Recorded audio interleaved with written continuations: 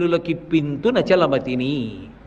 ఎందుకుంటానో తెలుసా? ఇక్కడ ఈ తిరుమల క్షేత్రంలో ఈ ఆనంద నిలయంలో నేను ఎందుకు ఉండిపోయానో తెలుసా లక్ష్మి?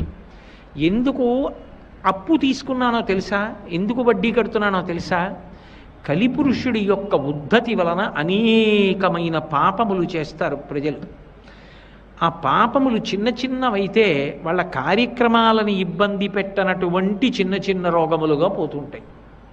కానీ అసలు పెద్ద పెద్ద పాపములైతే ఏం చేస్తాయంటే ఏ కార్యమును చేయడానికి శక్తి లేని స్థితిలో ఆ పాపము బాధ పెడుతుంది. పైగా ధనం విశేషంగా క్షయమైపోతుంది. గొప్ప బాధని శరీరంలో పొందుతూ ఉంటాడు. దానివలన ఎన్ని ఉన్నా మనశ్శాంతి ఉండదు. అటువంటి రోగముల చేత బాధపడుతూ ఉంటారు.